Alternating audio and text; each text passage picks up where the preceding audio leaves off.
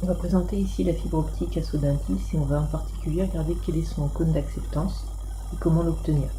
La fibre optique est constituée d'un cœur, d'indice N1 et d'une gaine l'entourant d'indice N2. Donc on a donc un saut d'indice entre ces deux milieux. L'objectif va être de faire rentrer de la lumière dans la fibre optique et qu'elle se propage tout le long de la fibre optique. La lumière est issue de l'air d'indice N0. Elle va rentrer dans la fibre avec un angle d'incidence qu'on va appeler θ. Et on va observer donc d'abord sur la première face un phénomène de réfraction.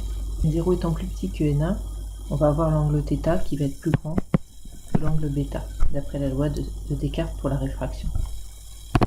L'objectif est d'obtenir au point I un phénomène de réflexion totale pour pouvoir obtenir à l'intérieur de la fibre un phénomène de propagation.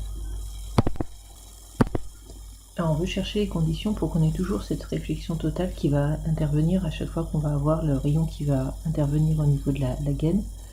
Donc pour ça on va chercher à traduire cette condition de réflexion totale et finalement après trouver une condition sur θ.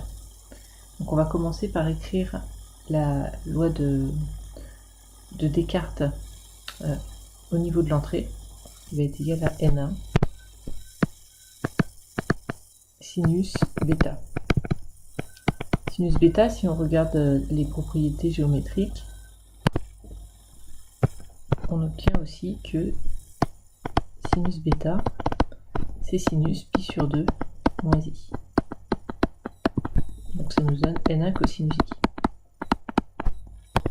Alors on a vu que pour avoir un phénomène de réflexion totale au point I,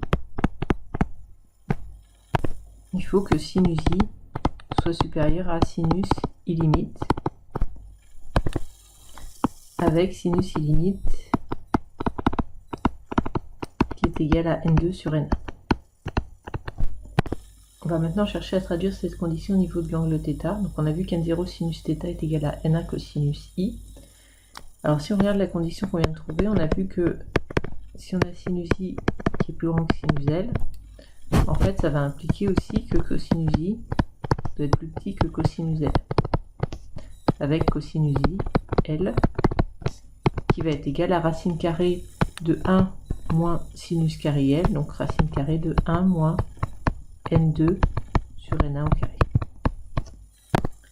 Donc ça nous permet d'écrire que N0 sinus θ est égal à N1 cosinus i, qui va être plus petit que N1 fois racine carrée de 1 moins N2 sur N1 au carré.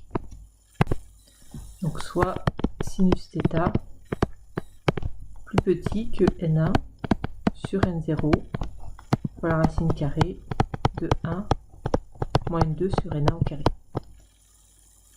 On trouve donc que θ doit être plus petit qu'un certain angle, un angle θ0 qui est défini par arc sinus de 1 sur N0, la racine carrée de N1 carré moins N2 carré.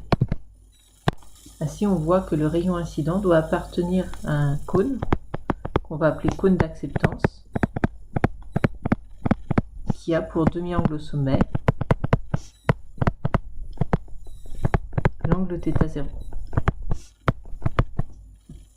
Alors on définit aussi assez souvent pour la fibre optique son ouverture numérique, qu'on note généralement ON, qui est égal à N0 sinus θ0, donc qui est égal à la racine carrée de N1 carré moins N2 carré. On verra dans la vidéo suivante l'importance de cette ouverture numérique.